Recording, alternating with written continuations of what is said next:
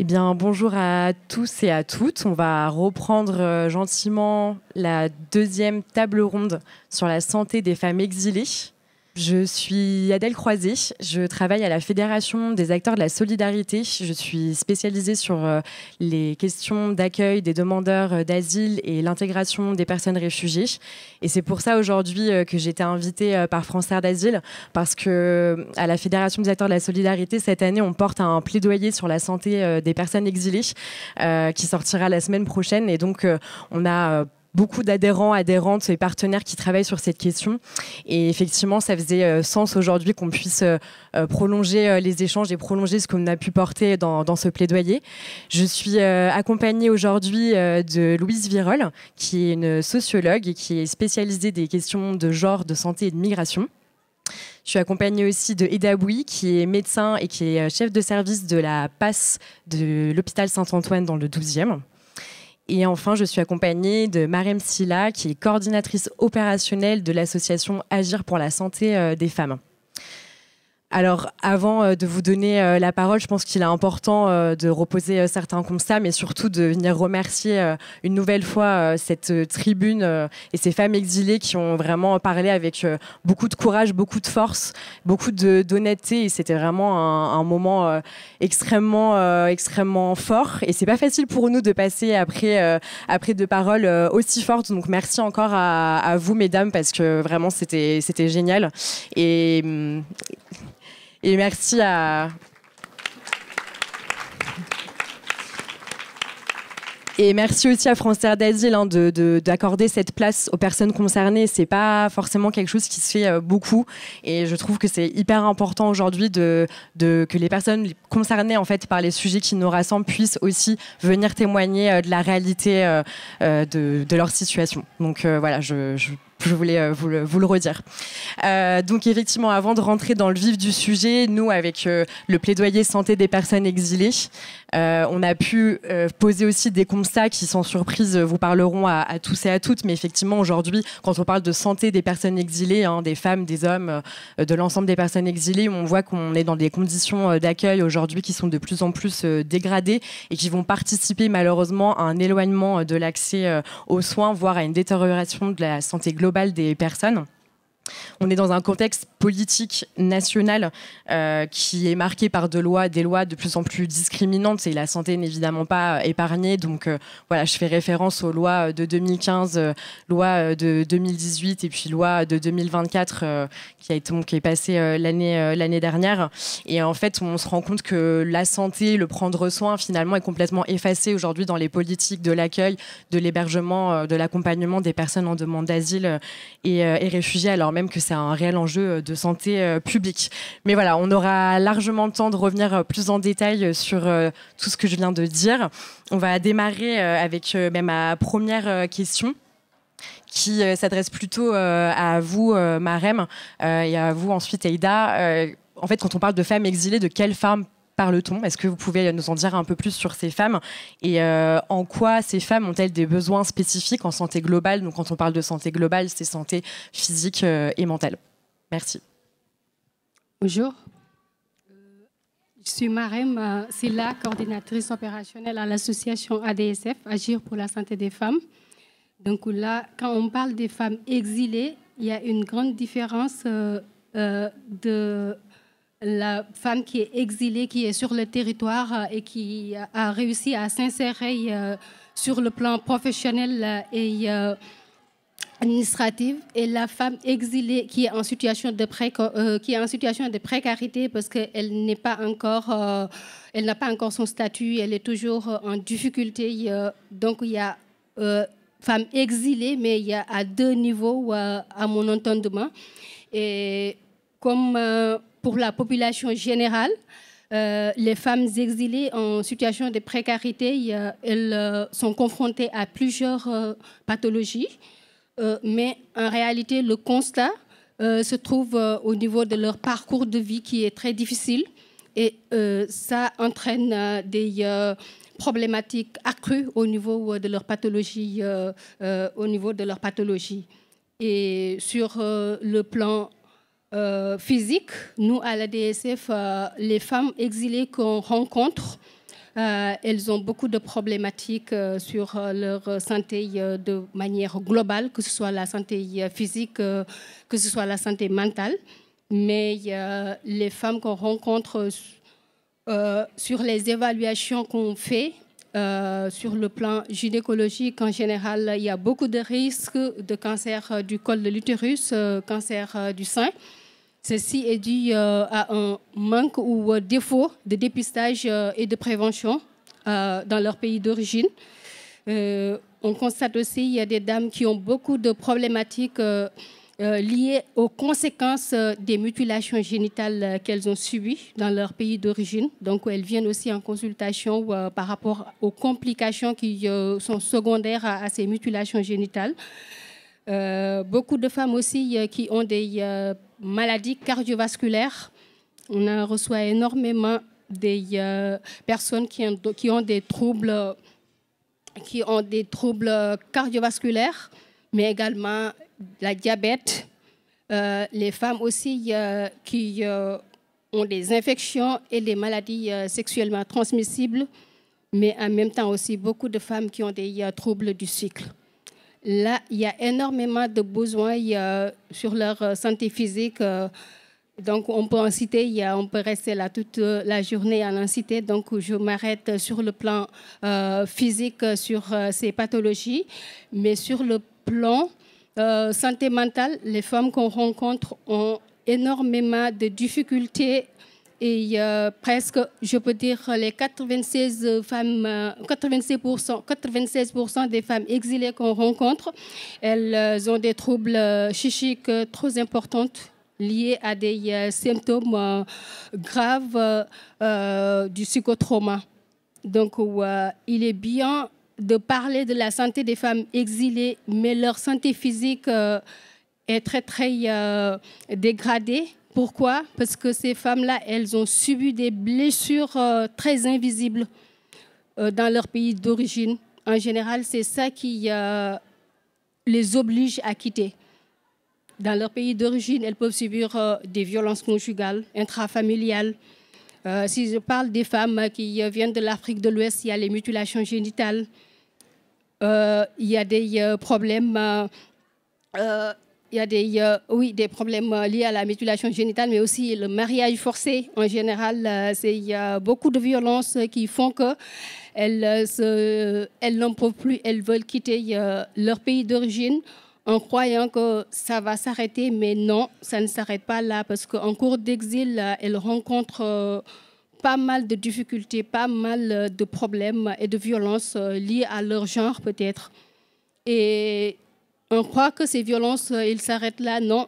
Dans leur arrivée en France, sur le territoire, elles sont confrontées à de nombreuses difficultés et de violences. Pourquoi? Parce qu'elles se retrouvent à la rue, sans hébergement, contraintes d'accepter un hébergement pour des échanges ou bien des services sexuels. Ça, c'est vraiment des violences qui font que leur état de santé s'aggrave davantage. Parce que déjà, il y a des pathologies qui étaient là à l'avance et s'il s'en rajoute une dégradation physique et mentale, parce que toujours on est en hypervigilance, en détresse aiguë, mal ou pas logé, ça devient beaucoup. La santé, elle est là, les besoins, elles sont bien présentes, mais en général, ces femmes, elles ne priorisent pas la santé, ce n'est pas leur priorité et ça se comprend. Les priorités, elles sont ailleurs. Elles priorisent, il y a le besoin de se nourrir, de se loger, de régulariser sa situation administrative, d'avoir un travail, d'avoir une insertion socio-professionnelle. Parmi tant d'autres, la priorisation de ces besoins a des conséquences très lourdes sur leur santé physique et mentale.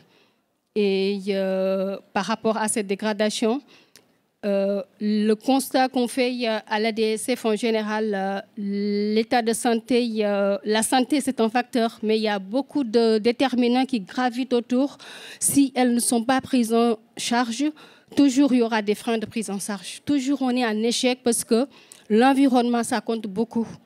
Si on a un rendez-vous dans le 80, si on est logé dans le 92 le soir avec le 115, alors que le lendemain, on a un rendez-vous à Lariboisière, là, comment faire pour aller à ce rendez-vous à 9 heures? Ça entraîne un découragement, un renoncement aux soins, parce qu'il y a un besoin qui est là, mais la priorité, c'est le logement, pour se mettre en sécurité.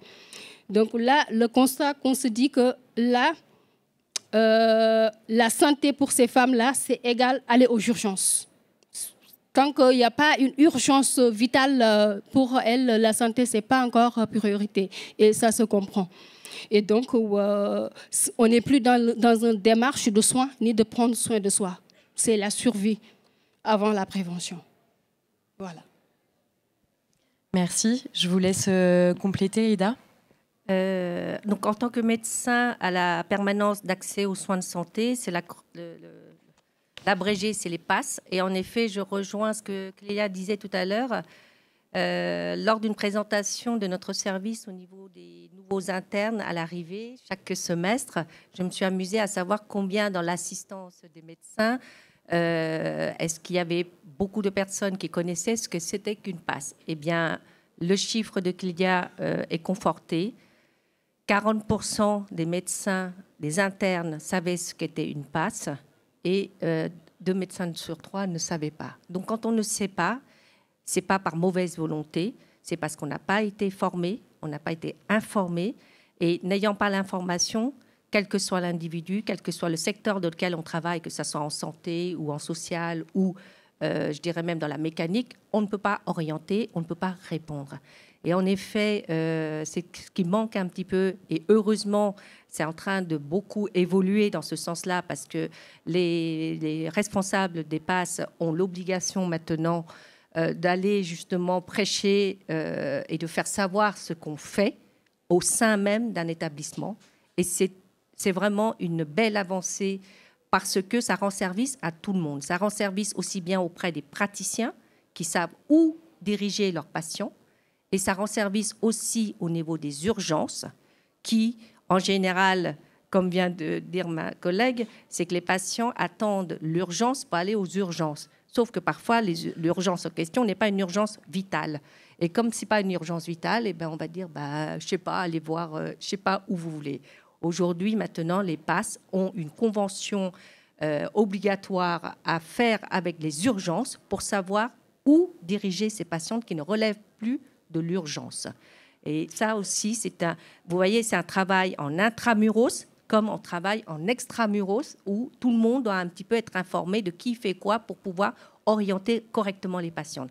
Ça, c'est le premier point que, en effet, je voulais aussi axer sur un deuxième point qui vient d'être dit. La santé est en 5e position après l'hébergement, le travail, la nourriture et les papiers, qui est en première position. Ce qui veut dire que ça nécessite une organisation logistique d'accueil qui doit être du sans rendez-vous, des horaires un peu souples, mais il faut aussi que nos patientes comprennent que malheureusement, on est aussi un service qui dépend de plein d'injonctions. À 17h, une pharmacie est fermée. Donc, il faut qu'elles viennent tôt pour pouvoir avoir la délivrance de médicaments. Donc, il y a tout ça à travailler avec nos collaborateurs, comme avec le service social, comme on disait tout à l'heure. Ça ne peut pas marcher si tout le monde ne s'y met pas. On peut en effet monter plein de projets, on peut faire plein de choses pour les femmes, mais si la connaissance en interne ne se fait pas, ou si on ne sait pas ce que chacun fait dans son espace, c'est un peu dommage, parce qu'aujourd'hui, on n'a ni les moyens financiers, ni les ressources humaines pour le faire. Et donc, c'est bien qu'en tant que médecin, on participe un petit peu à relayer cette difficulté que nous avons lorsque nous recevons une patiente et à faire savoir un petit peu aux autres comment on fonctionne pour que ça matche. Et France Terre d'Asile est un de nos collaborateurs réguliers et en cela, c'est très facilitant parce que vous savez comment on travaille. Quels sont aussi les dispositifs que nous avons mis en place? Parce que toutes les PASS n'ont pas les mêmes, les mêmes filières de soins. Par exemple, la mienne, il a fallu qu'on se batte. Il a fallu qu'un de nos médecins se forme à la consultation de gynécologie primaire pour pouvoir offrir ce type de soins à nos patientes, parce que les délais, c'était 4 à 6 mois. Alors, je sais bien que dans la population générale, l'accès au gynécologique est difficile aussi. Mais la différence entre la population générale et les femmes exilées, c'est qu'elles n'ont pas la culture de la prévention médicale. Elles ont plutôt l'approche de l'urgence médicale. Et donc, quand on n'a pas la culture de la prévention médicale, eh bien, on ne fait pas de la prévention gynécologique pour les infections, les cancers, que ce soit gynéco ou sein ou digestif. Et je pense que vous avez déjà tous vécu cette expérience d'avoir des patientes qui arrivent à un stade très avancé de la maladie, que ce soit un cancer du sein nécrosé qui arrive chez vous, et vous dites, mais pourquoi vous avez attendu autant de temps pour voir un médecin? Ah ben oui, mais ça ne me faisait pas trop mal. J'attendais d'avoir mal pour aller voir un médecin. Donc la notion de prévention n'est pas acquise. Et c'est ce que je disais aussi tout à l'heure. L'éducation, malheureusement, des femmes, le niveau éducationnel dépend du pays d'où elles viennent. Donc les exilés ne sont pas toutes pareilles. Ça, c'est la première chose. L'accès à la lecture minimale n'est pas le même selon les pays. Et donc, forcément, il faut connaître un petit peu les spécificités de chaque population, les besoins de chaque population pour un peu, je dirais, axer notre travail. On ne peut pas considérer qu'une femme qui... je vous donne un exemple, qui vient d'Iran a les mêmes problématiques qu'une femme qui vient d'Afrique, etc., etc. Donc ça, le mot exilé, il est à spécifier les besoins pour avoir des actions ciblées et des actions pragmatiques. Une femme, je donne un autre exemple, j'ai entendu tout à l'heure sur la scène une femme qui parlait de cette souffrance qu'elle avait sur l'excision. Évidemment, beaucoup de femmes sont concernées dans certains territoires, mais toutes les femmes ne sont pas concernées par ce problème. Donc, quand on s'adresse à une certaine population, et si on ne connaît pas les spécificités, eh ben, on passe à côté. C'est simple. Merci à vous deux pour avoir évoqué ces vulnérabilités spécifiques. Je pense que c'est important aussi, quand on parle de vulnérabilité spécifique, de venir aussi interroger les obstacles systémiques, notamment les freins institutionnels de notre système de santé. Donc, Louise, je vais vous laisser en parler. Oui, merci. Bonjour à tous et à toutes. Merci à l'organisation de cette journée qui est passionnante. Et merci de m'avoir invitée donc, dans cette table ronde. Donc moi, je suis sociologue et je travaille justement sur les inégalités d'accès aux soins des femmes étrangères et plus largement sur les inégalités d'accès aux soins des personnes minorisées en France. Et donc je m'intéresse particulièrement aux inégalités et aux discriminations. Donc, je vais vous parler en fait de ces obstacles institutionnels, de discrimination qui, pour certaines, en fait, sont légales. Donc, en France, on pense quand on pense à la discrimination, on pense que c'est effectivement, ça renvoie à des traitements défavoris, des traitements différentiels négatifs, illégaux. Mais on va voir ensemble que le droit français, et vous êtes sûrement au courant, crée des exceptions et des discriminations légales quand il s'agit des femmes qui n'ont pas la nationalité française. Donc, je vais juste reprendre quelques exemples de discrimination en revenant sur les parcours de soins des femmes exilées. Alors, en sociologie de la santé, on a tendance à distinguer deux grandes étapes dans les parcours de soins. La première étape, c'est l'accès primaire aux soins. C'est les inégalités qui se passent avant même d'arriver à rentrer dans le cabinet médical. Avant même d'arriver devant un professionnel de santé, quelles sont les discriminations qui se passent dans cette première étape? Et la seconde étape, c'est l'accès secondaire aux soins. C'est une fois qu'on est devant un professionnel de santé, quelle est la qualité des soins qui vont être prodigués aux patients-patientes. Et du coup, si on s'intéresse à ces deux étapes, on va voir que les femmes exilées vivent des discriminations intersectionnelles dans ces deux grandes étapes des parcours de soins. Donc, je vais commencer juste rapidement. Alors, j'essaye d'être synthétique. Hein. Donc, première étape, on va dire l'accès primaire aux soins. Je vais donner des exemples de discrimination. Donc, vous pouvez bien sûr après rebondir. Et puis, en fait, qui vont aussi vous parler, puisque elles ont été déjà abordées en fait par les femmes qui ont parlé tout à l'heure dans la tribune, et puis tout à l'heure aussi dans la table ronde sur l'hébergement. Première étape, on va dire, donc, de l'accès primaire aux soins et les inégalités et discriminations spécifiques, c'est d'abord la question de l'accès à la couverture médicale en France. Cet accès, il est parsemé d'obstacles. On l'a vu, donc le problème est bien...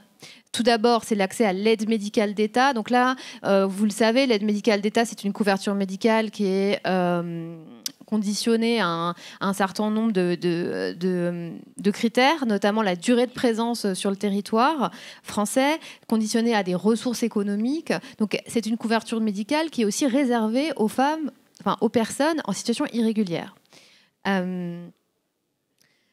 Ce qu'on peut voir sur les inégalités d'accès à cette couverture médicale, c'est que de nombreuses femmes, en fait, devraient pouvoir accéder à l'aide médicale d'État, ont déposé des dossiers à la CPAM, mais ces dossiers sont refusés pour un certain nombre de raisons, et notamment parce que les caisses de sécurité sociale demandent toujours plus de pièces justificatives à ces femmes. Par ailleurs, certaines ne déposent pas de demande d'AME du fait de ces contraintes. Donc on a un taux de non-recours important à l'AME. Une fois qu'on obtient l'OME, si elles l'obtiennent, l'accès aux soins, il n'est toutefois pas garanti. On a encore des professionnels de santé qui refusent les soins à des bénéficiaires d'aide médicale d'État. Donc une des personnes tout à l'heure en a parlé. Faut savoir que le refus de soins sous le couvert de couverture médicale, c'est une discrimination qui est illégale. Le défenseur des droits le rappelle régulièrement. Ça n'empêche que aucune, évidemment, très peu de plaintes, voire aucune plainte n'a été évidemment déposées par les femmes concernées puisqu'elles sont en situation irrégulière et que c'est extrêmement risqué. Et du coup, aucune sanction, hein, évidemment, envers les professionnels de santé qui ont fait ces refus de soins. On a parlé tout à l'heure d'ailleurs aussi des pharmacies. Hein, c'est un gros enjeu aussi, les pharmacies qui refusent du coup de donner des médicaments à des bénéficiaires de l'aide médicale d'État. Alors, quand on parle des refus de soins, en fait, ce qu'on voit sur les refus de soins des bénéficiaires de l'aide médicale d'État, c'est qu'ils touchent les hommes et les femmes. Hein. Dans les chiffres, ce qu'on peut voir, c'est qu'en réalité, ces refus de soins, ils sont mixtes, ils sont non-genrés. Ils viennent aussi d'hommes et de femmes professionnels de santé. Hein. C'est pas parce qu'on est une femme professionnelle de santé qu'on refuse moins les bénéficiaires de l'aide médicale d'État. Pour autant, en fait, les femmes sont beaucoup plus exposées en fait, à ces refus de soins puisqu'elles sont plus en contact avec des professionnels de santé dans le cadre de leur santé sexuelle et reproductive. Donc, en fait, elles sont plus à risque face aux refus de soins parce qu'elles ont une spécificité elles sont plus confrontées en fait, à ces questions dans le champ de la santé sexuelle et reproductive. Donc on a une tendance générale des femmes exilées, comme vous l'avez dit, à renoncer aux soins. Donc elles ont plus tendance à renoncer aux soins ou à décaler dans le temps, comme tu l'as dit tout à l'heure, décaler le plus possible en fait l'entrée dans le soin. Le problème, évidemment, c'est que plus on recule l'entrée dans le soin, plus en fait l'état de santé se dégrade. Et on le voit par exemple sur la grossesse. On a l'entrée dans le suivi de grossesse, on peut très bien le mesurer. Est beaucoup plus tardif pour les femmes étrangères que pour les femmes françaises, ce qui entraîne en fait des risques de santé périnataux beaucoup plus élevés pour ces femmes. Je voulais juste finir sur un point, sur ce premier point sur l'accès primaire aux soins, c'est que effectivement certaines discriminations que j'ai citées ici sont des discriminations donc qui sont illégales, par exemple les refus de soins sous couvert de couverture médicale. Toutefois, il y a certaines discriminations qui sont légales au regard du droit français. Donc un exemple évidemment, c'est cette fameuse aide médicale d'État. Le défenseur des droits rappelle tout de même que le fait en fait de créer une couverture médicale spécifique pour les personnes en situation irrégulière, le fait que cette couverture médicale est un panier de soins qui soit moindre par rapport au panier de soins qui est couvert par la sécurité sociale est une discrimination. Par exemple, avec l'aide médicale d'État, vous ne pouvez pas accéder à la procréation médicalement assistée, hein, ce qui, pour le défenseur des droits, est une discrimination tout à fait légale. Alors, juste un point aussi par rapport à la question en fait, des discriminations dites illégales.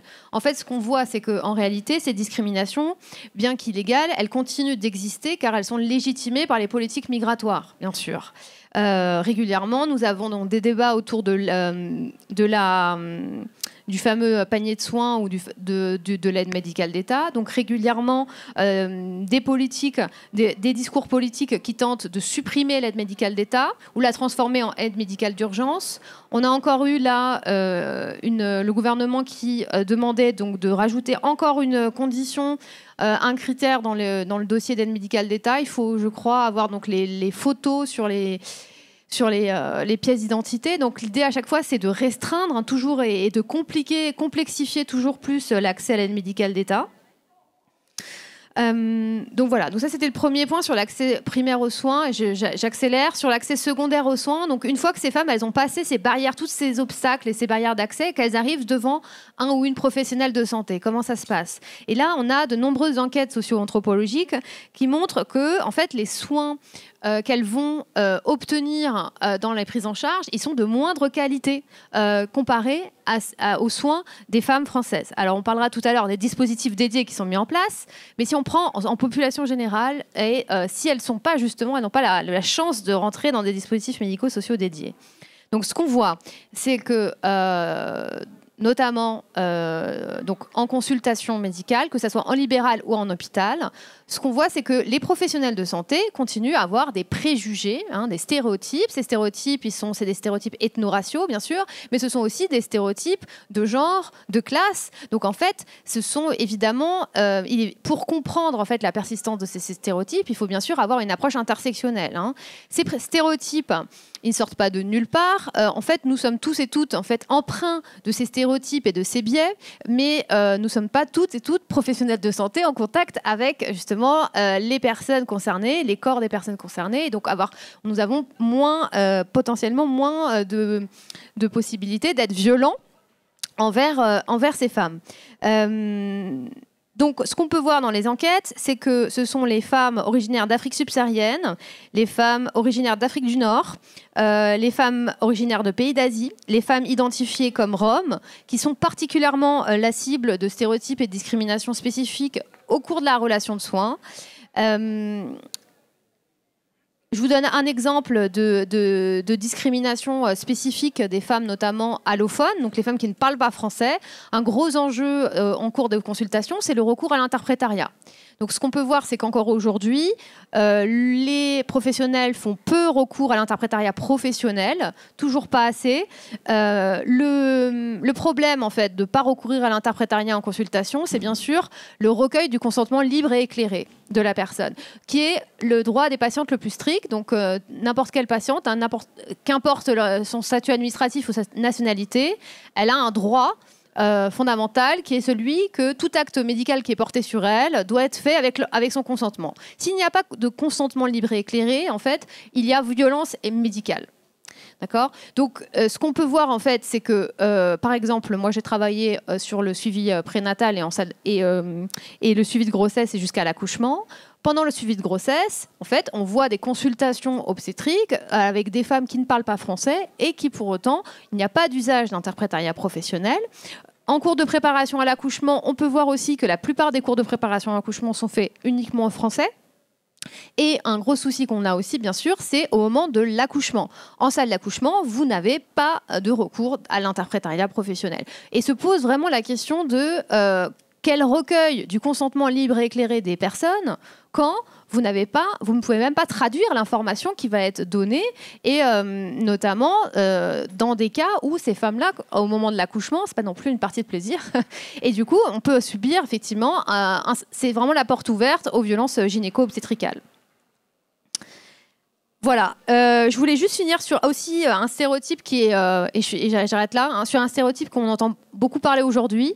Je ne sais pas si vous avez entendu parler de ce fameux stéréotype du syndrome méditerranéen. Alors, ce syndrome méditerranéen, en fait, c'est un stéréotype, c'est complètement inventé ce syndrome. C'est un stéréotype qui fait que les professionnels de santé ont tendance à moins prendre au sérieux la douleur, l'expression de la douleur des femmes qu'ils identifient comme africaines ou maghrébines. Du coup, ces femmes-là, on prend moins au sérieux leur douleur. Donc, quand elles expriment leur douleur, par exemple, en salle d'accouchement, on va moins aller s'occuper d'elles en comparaison, par exemple, avec les femmes blanches qui vont, par exemple, exprimer leur douleur au même moment.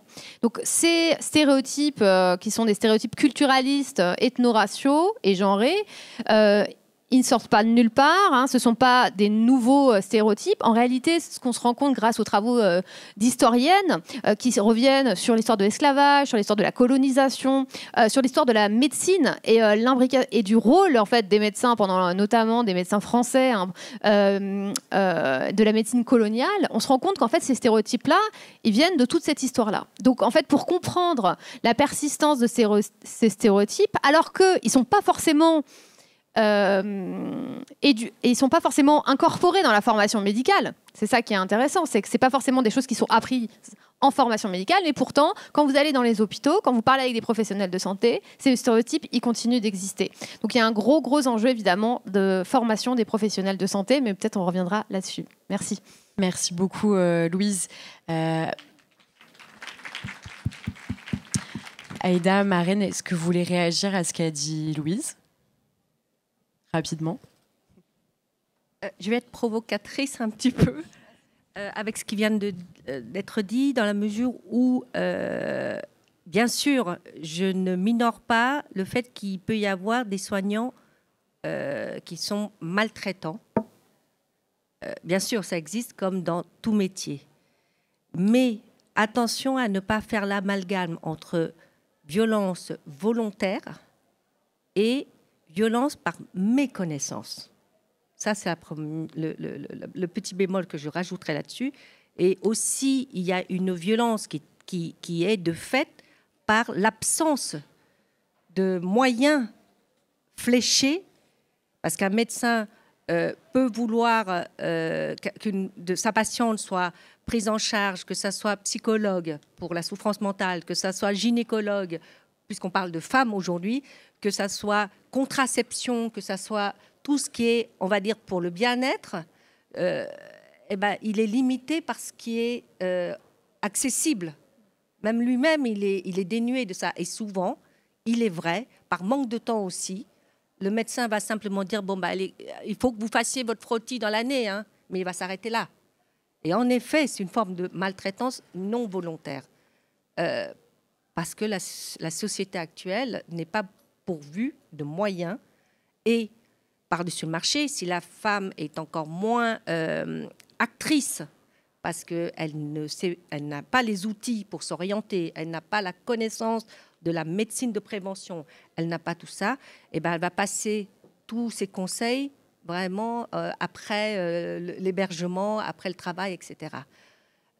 D'où la nécessité, je pense, pour moi, c'est d'abord apporter l'information de la santé, les droits des femmes, parce qu'elles ignorent leurs droits, c'est bien de le dire. Et lorsqu'on donne l'information médicale, on apporte, et c'est pour ça qu'à Saint-Antoine, on a mis des ateliers d'éducation à la santé. C'est un programme qui est soutenu par l'ARS. Et je ne crois pas que Barbara Bertini, qui est notre coordinatrice ARS, et Christine Morisset, elles sont venues assister à ces ateliers que nous avons mis en place en 2017. Et je vous assure que ce sont des pépites d'or, hein, parce que moi-même, j'étais surprise de la méconnaissance à un niveau abyssal de nos femmes. Ce sont des femmes qui ont une sexualité, mais qui ne connaissent pas leur corps, qui pensaient... Et je ne comprenais pas, moi, pourquoi, en tant que médecin, je disais, mais vous savez qu'un rapport sexuel sans protection, vous allez avoir un risque de grossesse. Alors, j'ai dit, est-ce que vous avez une contraception? Elle me disait oui. Qu'est-ce que c'est? Pas de réponse en face. Alors, je dis, elle ne doit pas savoir ce que ça veut dire contraception. Je me dis juste ça. Je dis, écoutez, le mieux quand même dans l'histoire, sachez qu'il existe des stérilés, même pour une femme qui n'a pas eu d'enfant. Très peu de médecins le savent. Certains médecins croient qu'il faut encore d'abord accoucher pour pouvoir avoir un stérilet. Vous voyez, c'est pour ça que je parle d'information des deux côtés. Et un jour, c'est une patiente qui m'a dit, non, c'est trop gros. Là, je n'ai pas compris. Je dis, qu'est-ce qui est gros? Elle me dit, le stérilet, je l'ai vu à la pharmacie, il a cette longueur-là. Je dis, mais non, mais pas du tout, ça c'est la boîte. Vous voyez, les projections, c'est ce qu'on disait, le manque d'information fait qu'on passe à côté vraiment de l'accompagnement réel et pragmatique de nos patientes. Et c'est ainsi que nous avons mis les ateliers d'éducation et on s'est aperçu que beaucoup de femmes disaient oui, oui. Et quand on leur demandait de répondre à une question, et parce que je faisais des petits quiz pour savoir si les gens avaient compris les choses, je dis vous cochez sur oui si vous êtes d'accord et vous cochez sur non si vous n'êtes pas d'accord. Elles disaient toutes oui pour ne pas choquer le médecin ou ne pas contrarier le médecin. On le connaît tous, cette attitude-là. Et elles étaient là, mais c'est où le oui? Et vous vous rendez compte du niveau de littératie de nos patientes. Et ça, si un médecin peut prescrire tout ce qu'il veut, vous pouvez dire tout ce que vous voulez, mais si vous ne vous êtes pas assuré que la patiente n'a pas compris ce que vous dites, vous passez à côté de tout. La prescription n'est pas effectuée, réalisée, et malheureusement, c'est aussi une forme de violence que ne pas comprendre le contexte, l'environnement de la patiente. On ne prescrit pas en ne s'intéressant pas si elle a des droits, si elle peut acheter ou pas ses médicaments. On ne prescrit pas des médicaments ou des soins dans un panier que l'AME ne peut pas couvrir. Or, on en voit plein. Nous, on est sollicité en permanence par les pharmacies qui disent « Écoutez, vous avez pris ça, mais le patient, il faut qu'il achète et il ne peut pas acheter. » Ah bah oui, bah c'est sûr, bah, désolé, voilà.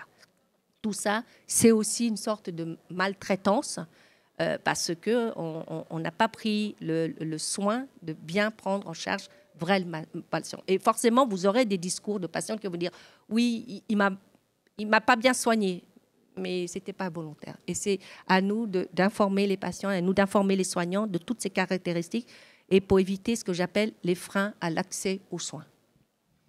Vous avez commencé à effleurer ma prochaine question qui était du coup de comment lever les obstacles qu'on a identifiés. Est-ce que vous, Marème, vous voulez nous parler du programme Femmes Repères de l'ADSF ? Oui. Là, je représente ADSF aujourd'hui dans une double casquette parce que j'étais bénévole à l'ADSF avant de devenir salariée. Parce que là, je suis aussi une femme exilée. Donc, avant d'avoir une insertion socio-professionnelle en France, j'étais bénévole à l'ADSF. Parce que pour une petite présentation, je suis sage-femme sénégalaise et j'ai exercé pendant 7 ans avant de venir en France. Et j'avais une insertion socio-professionnelle dans mon pays, intégrée en fonction publique et avec tout ce qui y va. Donc, je n'ai pas échappé à ces violences qu'on subit dans nos pays d'origine. Donc, j'ai dû partir de mon pays en laissant tout derrière moi, mon travail, sans dire au revoir, sans faire rien, parce que là, c'était urgent que moi, je parte. Et je me retrouve en France d'un seul coup. Déjà, c'était très dur de laisser derrière soi un travail et tout, et de venir dans un pays où on vient de débarquer, on ne connaît pas, on n'a pas de repères, on n'a rien. Donc, psychologiquement, c'était très, très dur. Et j'ai eu à rencontrer la DSF. Donc, le début pour moi, c'était vraiment d'avoir un endroit où me poser pour faire du bénévolat, pour ne pas penser à tous mes problèmes et toutes mes difficultés. Donc, au début, l'idée, c'était de repérer des besoins pour aider l'équipe en soutien, de repérer des liens, de créer un lien de confiance avec les dames. Pourquoi? Parce que c'est les mêmes vécus en général, c'est les mêmes histoires. Il y a une expérience qu'on a partagée parce que c'est facile des fois de repérer des besoins qui ne sont pas exprimés par les dames qu'on rencontre. Pourquoi? Parce que peut-être qu'on est de la même culture, de la même religion, c'est facile de voir des choses qui ne sont pas dites. Et en général, c'est dans l'éducation. Il y a certaines choses qu'on nous apprend, il ne faut pas les dire, il faut garder certains secrets, alors qu'au fond, il faut en parler parce que tout problème a une solution. Mais si on n'en parle pas aussi, on ne va pas trouver de l'aide. Et là, l'idée, il y a des femmes repères, c'est vraiment d'être en soutien à l'équipe, de créer des liens de confiance. Parce qu'à la DSF, en général, la quasi-totalité des femmes repères, elles ont été des professionnels ou bien elles ont des notions en santé dans leur pays d'origine.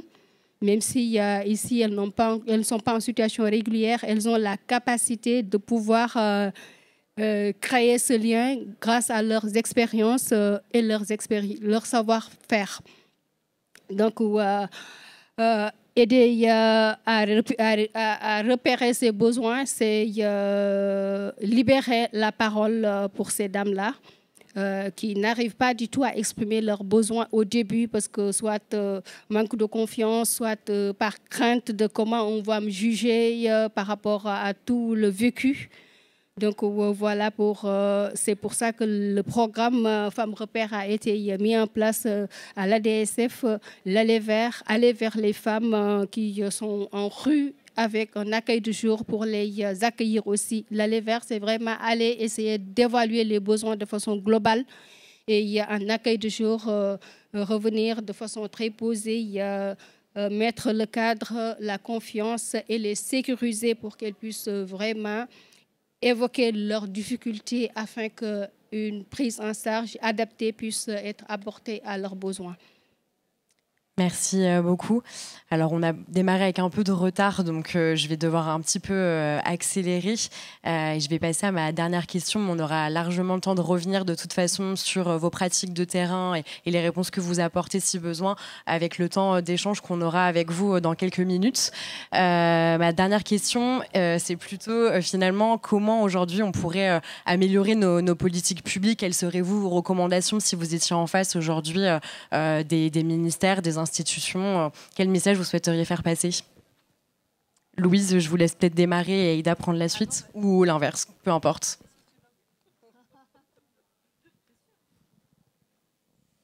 Alors, sur les recommandations, donc moi je ne vais pas avoir des recommandations effectivement très pratico-pratiques, je vais vous laisser. Moi je vais faire ma sociologue et faire des recommandations politiques qui ne seront jamais suivies. Alors, je dirais qu'une recommandation, si on est sur une table ronde sur la santé, donc restons sur la santé. La santé, en réalité, c'est un droit fondamental.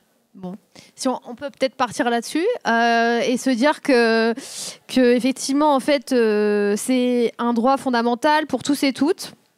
Qu'importe le statut administratif, la nationalité, la langue parlée par les personnes qui sont sur le territoire français. Donc, si on revient peut-être à cette histoire de droits fondamentaux, eh bien, on peut se dire que, en réalité, les politiques migratoires françaises entravent les droits fondamentaux des femmes exilées. Ici, le droit à la santé. Donc, en fait, la première action, j'ai envie de dire, c'est déjà changer les politiques migratoires. Voilà. Donc, je pense qu'effectivement, on peut tout changer, on peut essayer de rafistoler au sein du système de santé français, et c'est ce qu'on fait depuis des années, de mettre en place un certain nombre de dispositifs médico-sociaux afin de lutter contre les inégalités sociales de santé.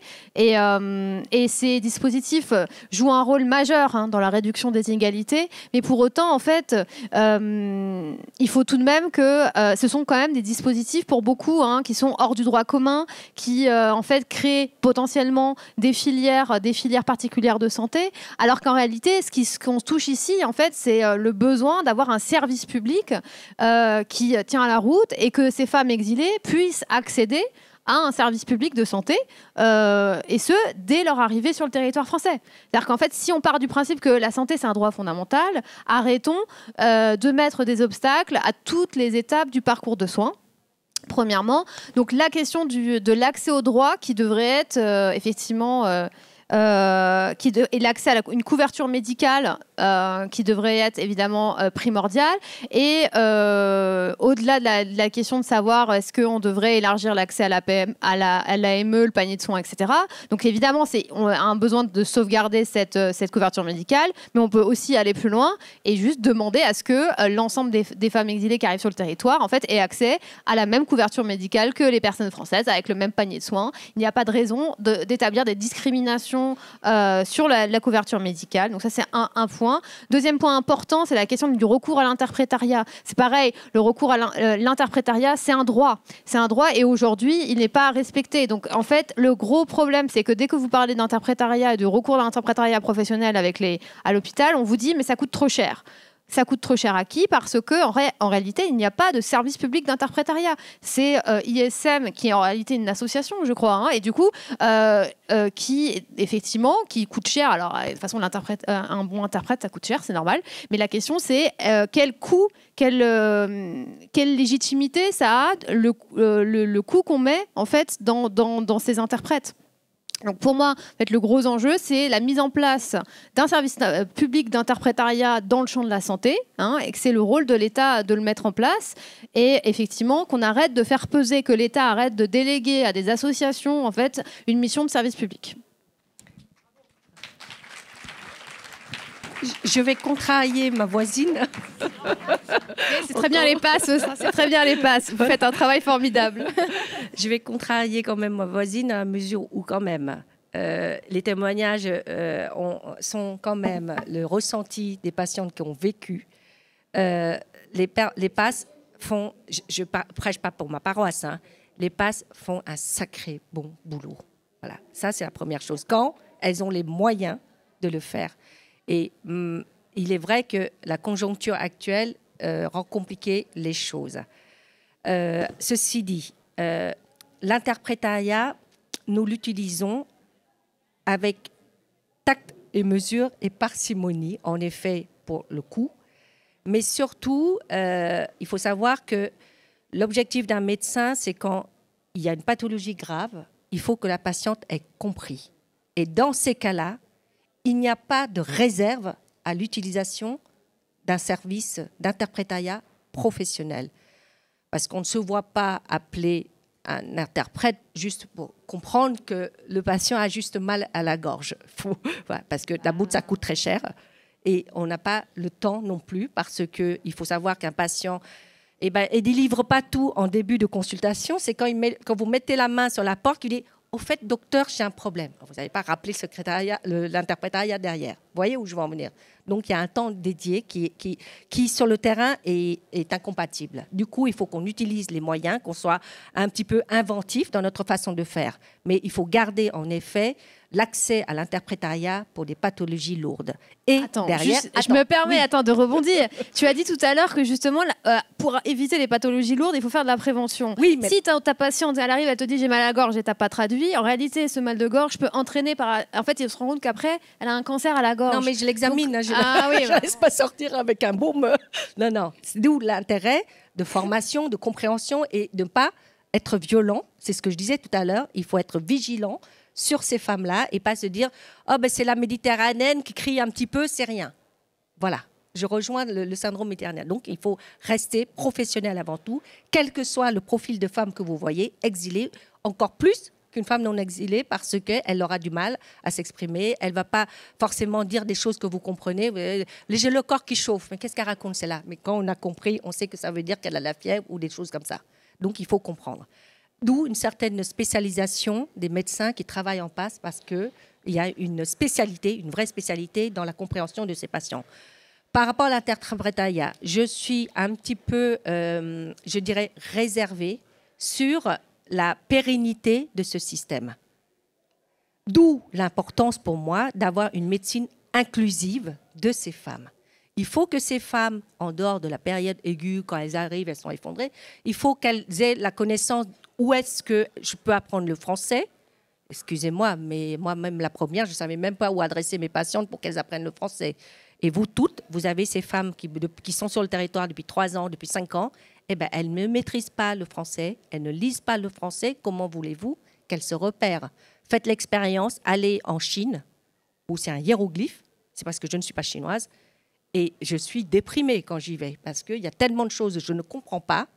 Eh ben, qu'est-ce que vous faites? Vous restez isolé quelque part. Bon, quand on est touriste, ce n'est pas un problème, mais quand on y vit et qu'on ne lit pas, c'est compliqué.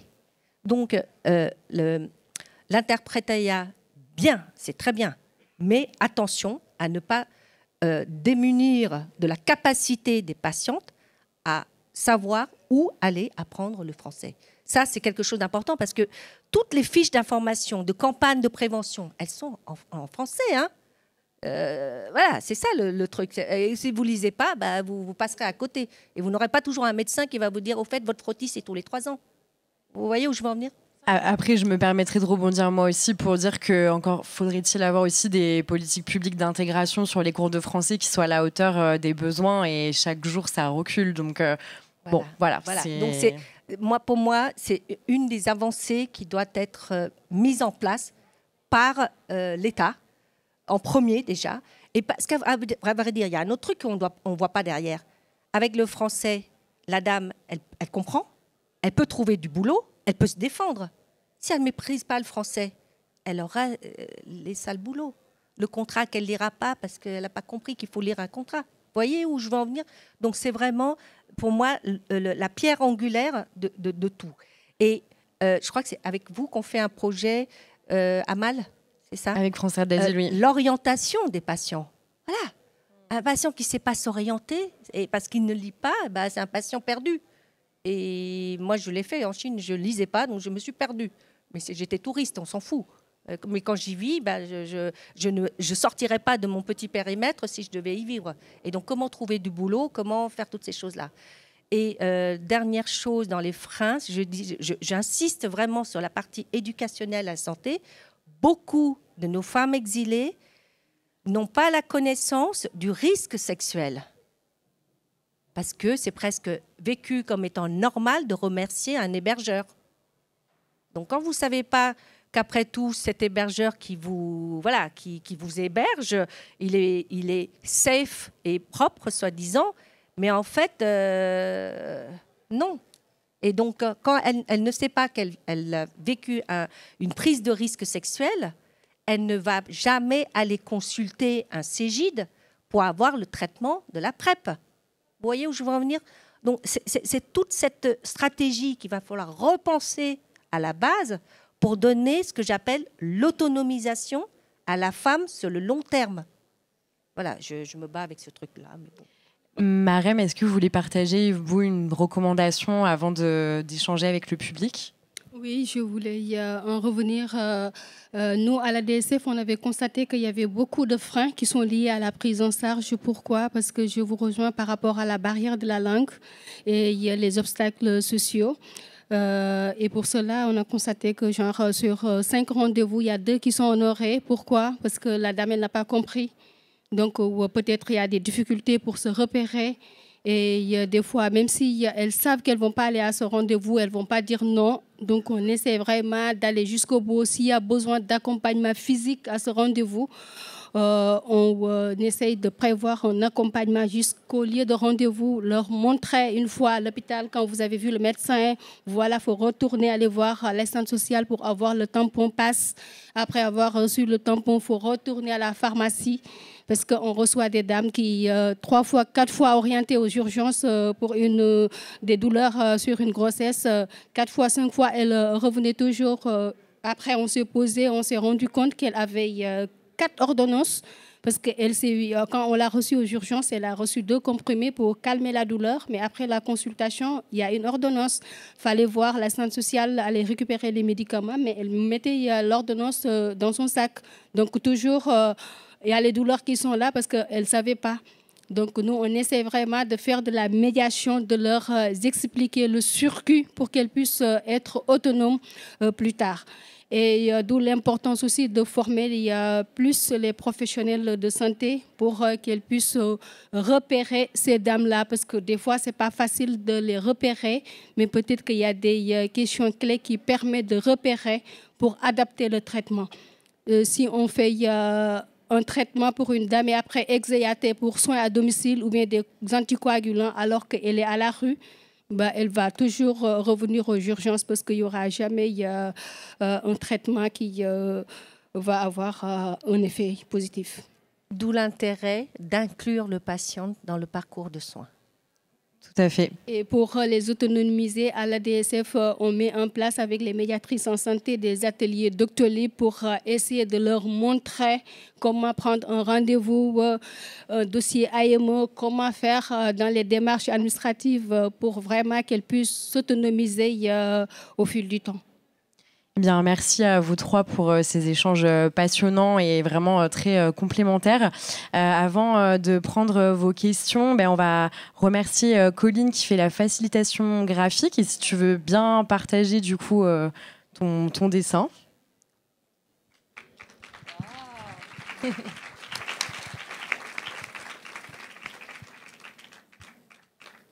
On va vous faire passer un micro normalement.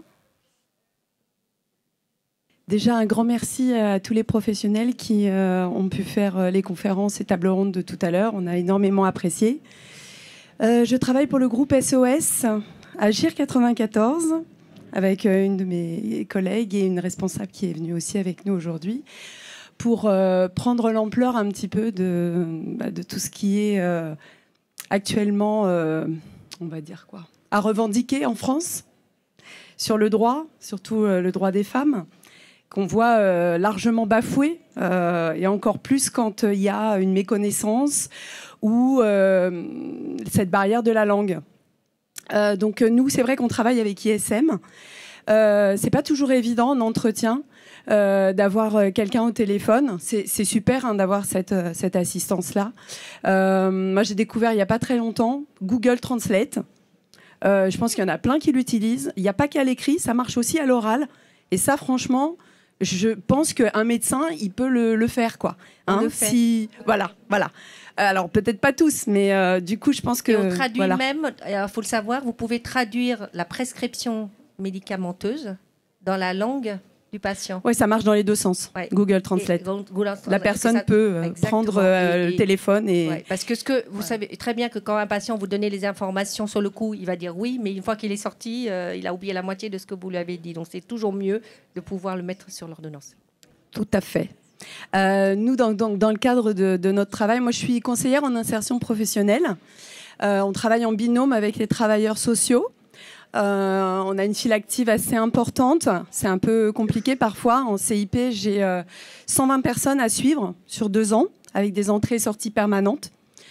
Pour mes collègues TS, c'est un petit peu moins, parce que c'est vrai qu'ils ont peut-être une charge plus importante.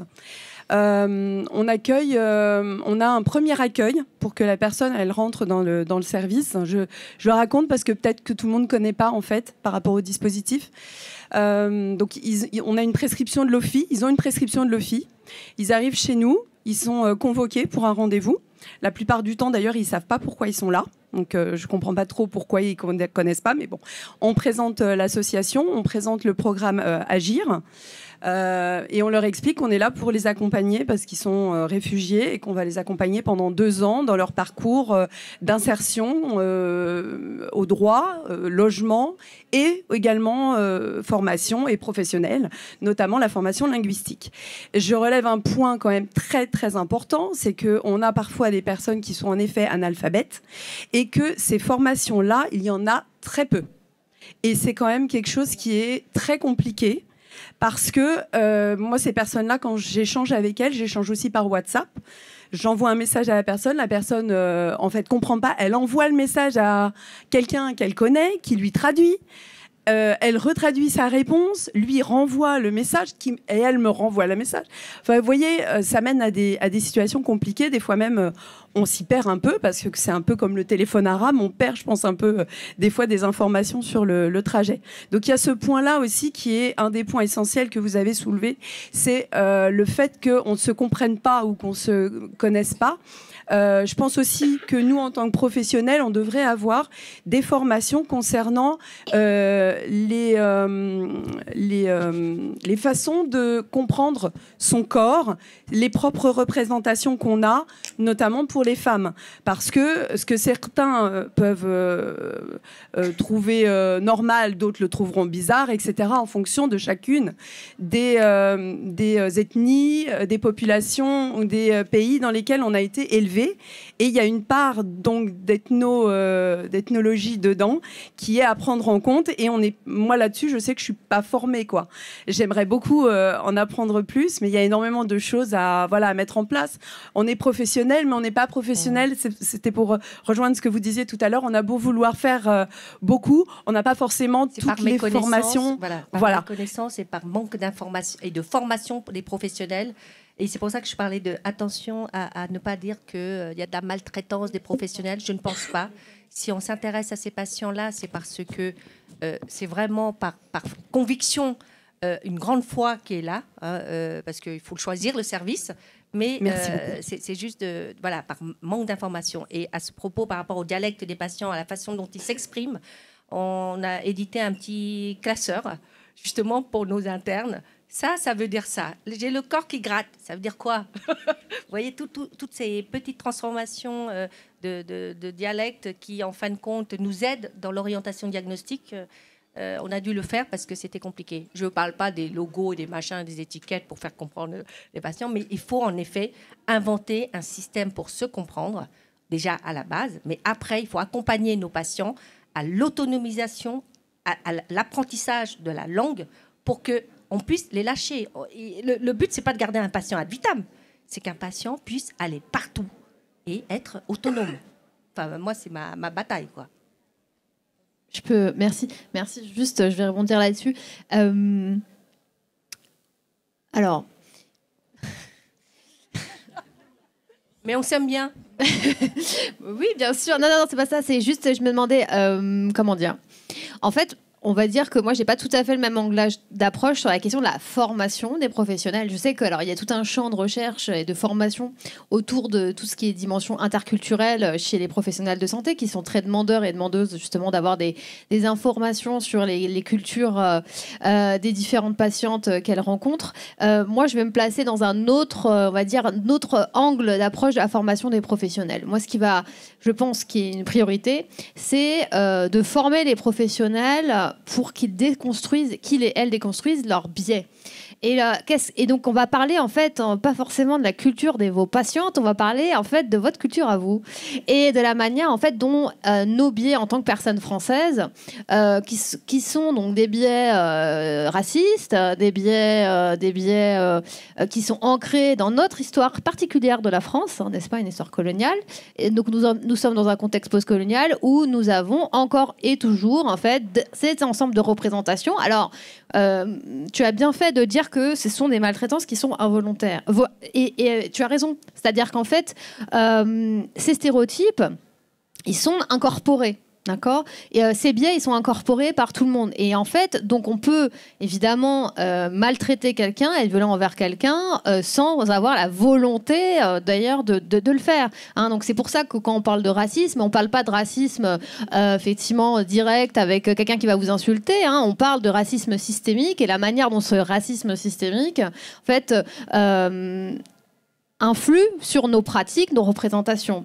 Et quand on parle, c'est pareil, de représentation genrée et de représentation de classe, on voit que les professionnels de santé, pour juste vous donner un exemple, on a des enquêtes qui montrent que les professionnels de santé ne parlent pas de la même manière aux patientes selon la classe sociale de la patiente. Donc par exemple, si on regarde en suivi juste suite à l'accouchement, les professionnels de santé vont avoir une posture beaucoup plus paternaliste avec les femmes qui s'identifient comme de classe populaire et ne vont pas interagir de la même manière avec les femmes de classe moyenne et classe supérieure. Si on s'intéresse à la question du genre, on a des enquêtes qui montrent que la douleur des hommes et des femmes n'est pas prise au sérieux de la même manière par exemple, aux urgences. Hein, on a des enquêtes qui montrent que un homme et une femme arrivent avec les mêmes symptômes et les mêmes douleurs. On va faire poireauter plus longtemps les femmes que les hommes, d'accord ? Si on regarde après, on croise avec les questions raciales et de classe, on voit, il y a des enquêtes récentes qui ont montré qu'une femme noire attend 5 fois plus de temps pour être prise en charge qu'un homme blanc. D'accord ? Donc ça, ce sont des représentations. Ça ne veut pas dire que effectivement, le professionnel de santé fait exprès de faire poireauter la personne. C'est bien que ce n'est pas volontaire. C'est bien effectivement que ces représentations et ces stéréotypes ont des effets concrets sur les pratiques professionnelles. Vous confrontez la personne, le professionnel là-dessus, et il va vous dire « mais moi, je ne savais pas, je n'ai pas fait attention ». Donc en fait, nous, en sociologie, ce qui nous intéresse en fait sur la question de la formation des professionnels de santé, et pas que de la santé, et là, c'est vraiment tous les professionnels qui prennent en charge en fait tout au long en fait, du parcours de ces femmes exilées, c'est de travailler sur nos propres représentations avant d'aller effectivement chercher des spécificités culturelles dans les différentes nationalités, parce que vous allez avoir, vous en avez pour longtemps. Déjà, commencer effectivement par nous, hein, par nos propres représentations, et déconstruire ça, ça va nous permettre en fait d'améliorer la prise en charge. Et rien que sur la question de la posture, en fait, vous ne pouvez pas connaître les spécificités culturelles de chaque pays des patientes que vous avez en face de vous. Ce que vous pouvez faire, par contre, c'est réfléchir sur votre posture.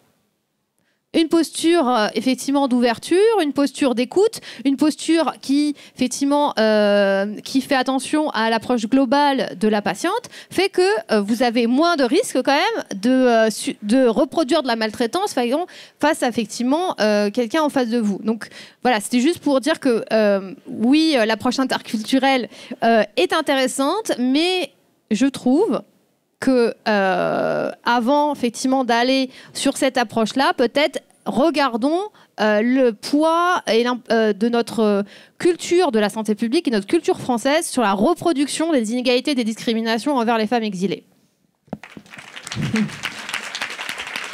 Je suis tout à fait d'accord avec ce que tu viens de dire, mais encore une fois, on est en train de s'adresser bien sûr à la compréhension de l'autre, pour l'ouverture à l'autre, mais il faut aussi donner à l'autre le moyen d'être valorisé, et il ne peut être valorisable que s'il a des informations. On le sait très bien, une femme qui a des connaissances va s'affirmer. Ça fait 1 heure que j'attends docteur, et pourquoi c'est lui? Par contre, une femme à qui on ne donne aucune information, en effet, ce sera tous les messieurs d'abord, parce qu'il a osé ouvrir la bouche. Et vous le faites dans les ateliers, on le voit très bien. On a fait des ateliers mixtes. Il n'y avait que les hommes qui parlaient. Nos femmes, elles restaient complètement en recul. Nos femmes exilées avaient peur de prendre la parole. Eh bien, après avoir fait ces ateliers, je vous assure que le comportement de nos femmes a changé. Parce qu'elles ont pris confiance en elles, parce qu'elles ont eu des informations. Comment me repérer? Comment faire? Qu'est-ce qui existe? Eh bien, c'est ça le pouvoir de la femme. Je suis désolée, mais ça vient aussi dans l'inclusion du patient dans sa santé, dans les connaissances. Et c'est à partir de là qu'on peut vraiment travailler une femme, une fois qu'elle connaît la sexualité, qu'elle ne subit plus, qu'elle peut dire « Ok, moi aujourd'hui, je n'ai pas envie d'être enceinte », eh bien, elle sait ce qu'il faut faire. Et pas « J'en sais rien, c'est monsieur qui décide de tout ». Combien de nos soignants pensent à dire « Monsieur, c'est votre femme que je suis, donc vous sortez ». Eh bien, il n'y en a pas beaucoup qui vont oser. Moi, je le fais. Mais parce que j'estime que souvent, nos femmes exilées, elles viennent en consultation, mais elles ne parlent pas. Elles n'osent pas prendre la parole. Et tant qu'elles ne sont pas, elles se sentent pas sûres d'elles parce qu'elles auront des papiers, parce qu'elles savent qu'elle arrivera à produire de l'argent, qu'elle saura lire et tout ça. Et je pense que les choses vont peut-être changer pour elles. Juste un mot sur le manque d'informations. Il y avait une époque où l'ADSF faisait des ateliers de prévention à la frontière d'asile pour les primo-arrivantes. Et ça, c'était très intéressant parce que c'était de l'information sur leur droit à la santé, l'accès aux soins et de faire des sensibilisations sur la contraception, sur les mutilations génitales, si jamais il y a des besoins, et qu'elles sachent qu'il y a une prise en charge qui peut être mise en charge pour elles. Et je pense que c'était intéressant parce qu'avant l'atelier de sensibilisation, il n'y avait pas de besoin. Mais une fois qu'elles ont reçu toutes les informations sur les dépistages et tout, là, elles ont toutes des besoins automatiquement. J'ai besoin de ça et j'ai besoin de ça.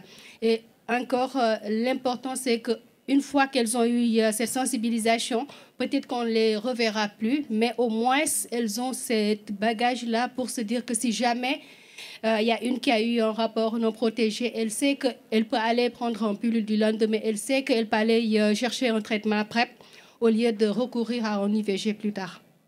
Merci beaucoup. Je crois qu'on a encore le temps pour une dernière question. Bonjour, je m'appelle Virginie Dartic, je suis formatrice en français langue d'intégration au CADA de Bègles. Je viens représenter le reste de la France. Merci. Rapprochez le micro, s'il vous plaît. Pardon, c'est bon là? J'ai pas l'habitude. Je voulais souligner justement l'importance du français et des cours de français. Remercier le projet Amal qui a financé ces 2 dernières années un projet pour des groupes de femmes avec enfants. Donc en fait, on fait cours de français avec les enfants dans une salle adjacente ou sur le dos des mamans ou dans mes bras des fois. Donc notamment, si vous venez demain, vous rencontrerez 2 de mes étudiantes qui vont venir parler. Une femme afghane qui est arrivée l'année dernière et qui a pu prendre des cours de français dès son arrivée avec un petit bébé qui est maintenant en crèche. Mais les 6 premiers mois, elle est venue, sinon elle aurait été toute seule à la maison. Donc notamment difficile de parler français, mais aussi toute seule chez elle avec un petit bébé. Il y a une dame qui parlait tout à l'heure du postpartum, ça peut être difficile d'être tout seul. Donc vraiment un projet qui a aidé beaucoup de femmes à sortir de l'isolement, mais aussi à comprendre le système français. Parce qu'en français langue d'intégration, beaucoup de Français ont fait de l'anglais à l'école. On apprend à commander un hamburger et des choses comme ça. En français langue d'intégration, on apprend aussi les codes sociaux en France. On apprend à lire une plaque du médecin. Parce que quand vous ne savez pas lire, prendre un rendez-vous, c'est bien beau, mais après se retrouver devant 12 plaques qui brillent avec plein de noms et des dénominations de docteurs, ça peut être super difficile. Et puis, on fait aussi beaucoup de jeux de rôle. On imagine qu'on a des problèmes qui ne sont pas forcément les nôtres, mais du coup, on est capable de dire au médecin, non, c'est pas là que j'ai mal, c'est plutôt là, non, c'est plutôt ceci, c'est plutôt cela, ou oui, je veux une contraception. Et j'ai très souvent en classe des femmes qui discutent finalement dans une langue enfin commune, parce que souvent elles ne peuvent pas trop communiquer entre elles, et qui disent des réflexions, notamment cette semaine, une dame qui m'a dit « Mais ah bon, on a le droit à l'IVG en France, c'est pas interdit ?» Et d'autres disent « Oui, c'est autorisé, et en plus ça peut être gratuit. » Et elle était vraiment choquée de cette information, et ça fait 2 ans qu'elle est en France. Et en fait, elle avait jamais... Peut-être qu'elle l'avait entendu quelque part, mais elle a tellement d'informations autour d'elle que c'était pas rentré. Et dans ce groupe qui reste... En fait, c'est un groupe où les femmes restent 6 mois à 1 an avec moi, 2 ou 3 fois par semaine. Donc, on lie vraiment une relation de confiance. Elles échangent aussi beaucoup d'informations sur la vie de tous les jours. Des choses que nous, on peut faire avec peut-être nos mères, nos amis à l'école, nos profs. Quand on arrive comme ça dans un pays, on n'a pas ce réseau sur ces niveaux-là. Et donc, j'insiste sur l'importance de ces financements, de ces groupes en parallèle à toutes les autres choses, parce que c'est bien beau de soigner quelqu'un, mais quelqu'un qui ne comprend pas, elle a besoin de ce pouvoir d'agir, en fait. Et ça passe par la langue.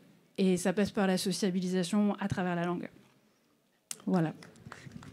Merci. Est-ce que je vous laisse réagir vraiment de manière très courte ou peut-être... Non. Non, je suis ravie de voir que je ne suis pas seule à mettre ce genre de choses en place, parce que j'avais l'impression qu'en ville, ces femmes ne connaissaient pas, en tout cas, les femmes que moi je voyais en consultation, elles ne connaissaient pas. Et au bout de 3 ans de conversation en anglais, j'en pouvais plus, quoi. Je disais non, stop, là, maintenant, il va falloir aller apprendre le français, parce que c'est pour votre survie. Puisque vous restez en France, il faut apprendre le français. Mais il y a très peu... Mais voilà, c'était pas évident, mais c'est bien. Et il ne s'agit pas d'apprendre le français Daniel et Valérie, le chien Toby, hein, c'est pas ça. C'est apprendre le français minimal pour comprendre, s'orienter et surtout des notions sur la santé, parce qu'elles ne l'ont pas, alors qu'elles ont une sexualité. Elles n'ont pas eu des cours après 12 ans. Donc, mais il y a très peu de lieux d'enseignement de français. C'est ça. Enfin, même moi, je sais pas où ils sont à Bordeaux. J'appelle 10 000 endroits et il n'y a pas de place. Voilà, c'est pour ça que je disais, c'est un peu loin à Bordeaux pour nous. Oui. Bon, je suis désolée, hein, les échanges sont passionnants, mais on doit vraiment accélérer et venir conclure cette journée. Mais merci encore à vous 3 pour nos échanges, tout simplement. Et je vais laisser la parole à Vincent Beaugrand. Merci.